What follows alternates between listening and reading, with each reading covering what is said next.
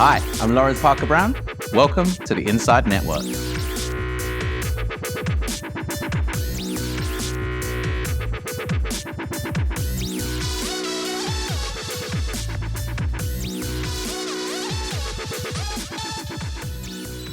Welcome to this INDepth for the Inside Network.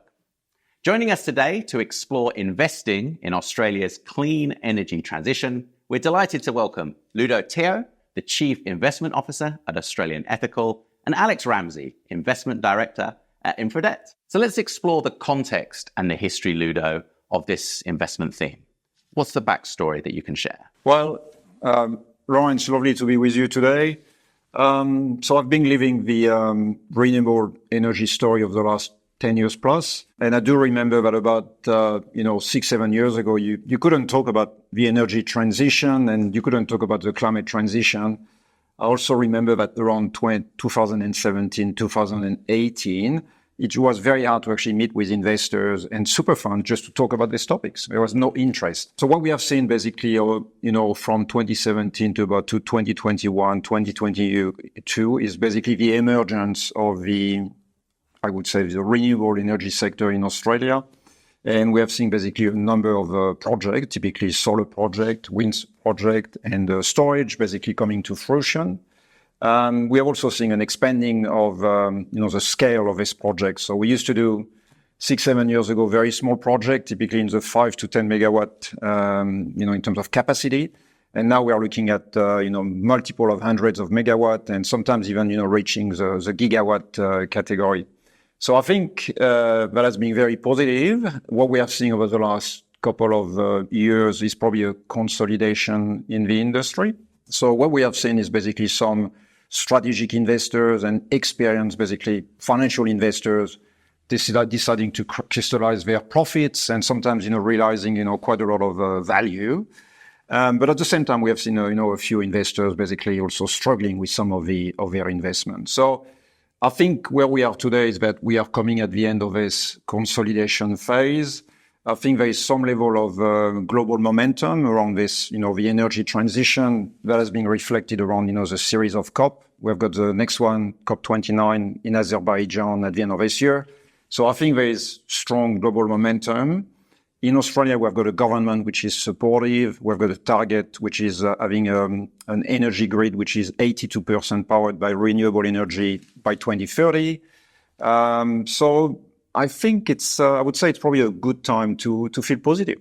So Alex, Ludo referenced a period of consolidation. For many of the advisors watching this, they found it quite a hard theme. Clients might have raised it, but hard to access.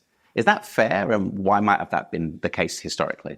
The primary driver for why it's hard to access is, I think, in two parts. One, the projects themselves are complex and they're very large, and the underlying capital required to actually finance these projects is very large. And the other, in terms of advisors gaining access to it, it's a question around the availability of a suitable product for the underlying investor. What is their risk appetite? What are the structures that are available out there in terms of the lockup, the underlying risk profile? And that, to me, has been a key barrier to why advisors have struggled to get their clients deployed in this. I think the other side to it too is it's a long story. We're at the start of a huge transition, and to put that into context for where we are today, if we talk about the short term in this journey, over the next 6 years, we need to build as much renewables as we've ever built in this country in just 6 years. In dollar terms, we're talking about $80 billion capital. That is a lot of capital.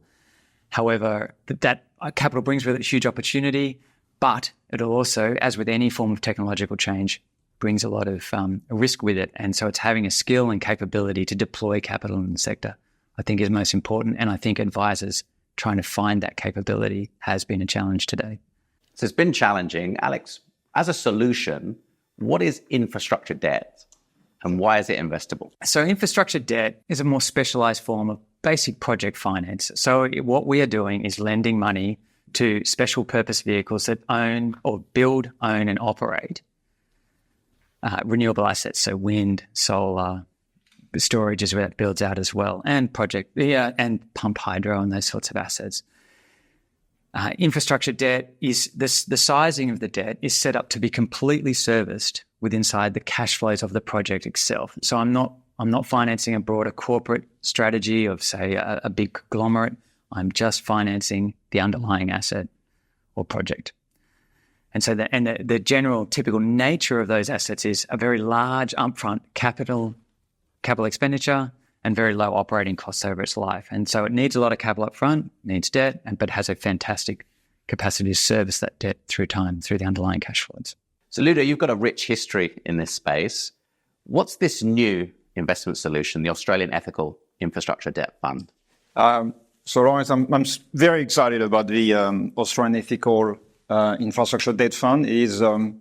I joined Australian Ethical about 11 months ago, and it is actually the first fund that we have put together. So I think the genesis of the fund was probably in my previous position at Clean Energy Finance Corporation.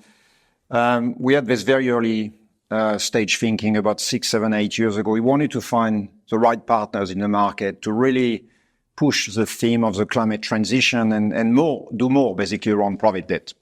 And so we went for an extensive process, and we only found one suitable partner, and this partner was InfraDebt. So not only we actually selected InfraDebt, but we also found that over the last 6, 7 years, their performance, their track record, their expertise was unrivaled, and we had a true partner. So coming into Australian Ethical 11 months ago, we saw the opportunity to just build on this expertise, but build something very special that can be accessed by anybody, any retail investor or wholesale investors. And I think we have created something which I believe is a bit special. The first thing we have done is that this fund is an open-ended fund, right? So it is very much evergreen.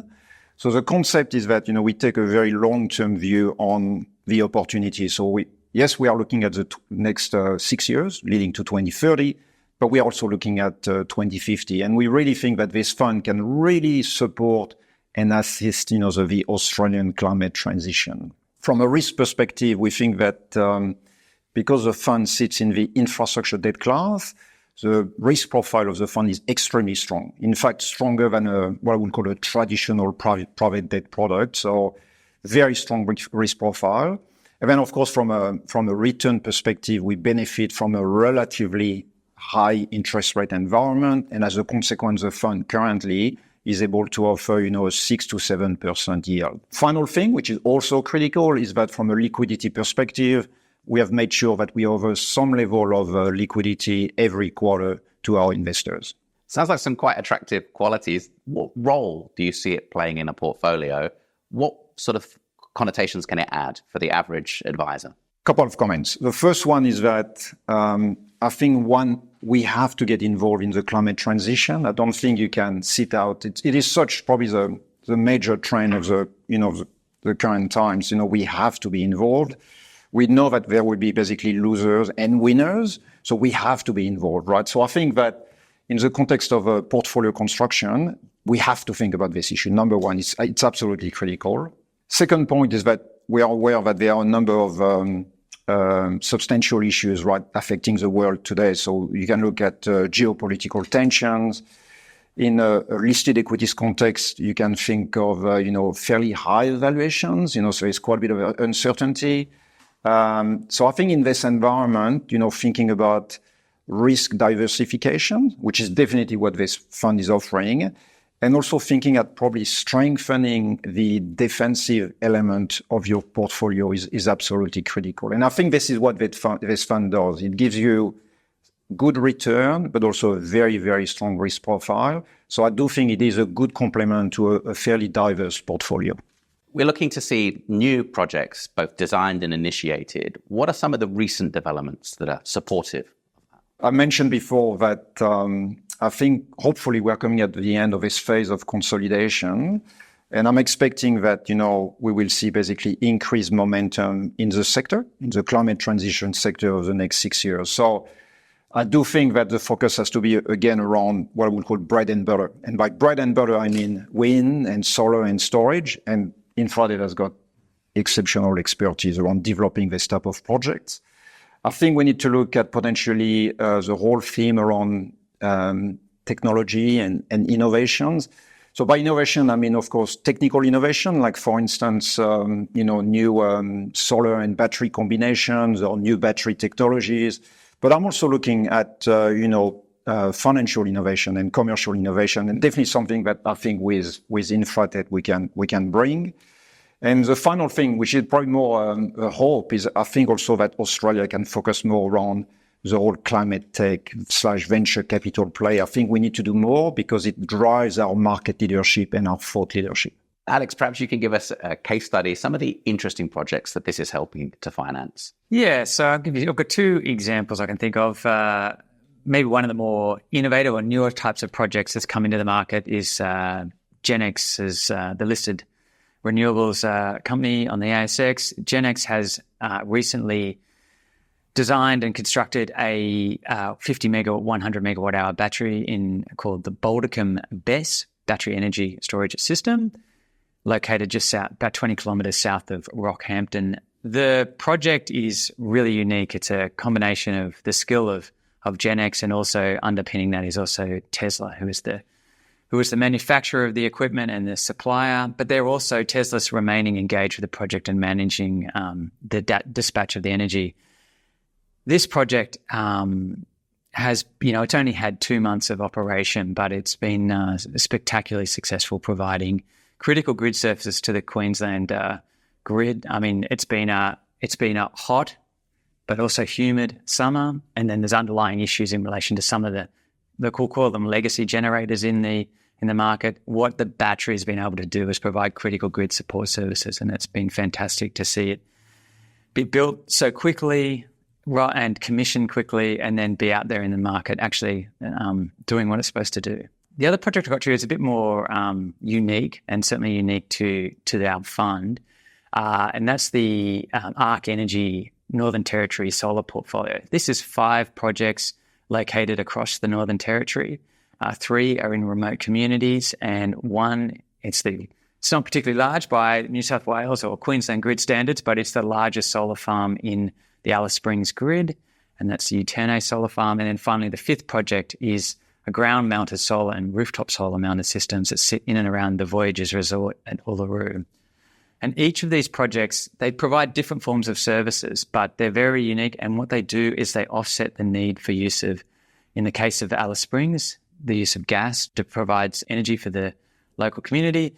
But in those other more remote areas, like Uluru and then the 3 communities, these solar systems, and in some instances batteries, what they're doing is they're actually they're removing the need or reducing the need for the use of diesel and gas. And particularly in the remote communities, they were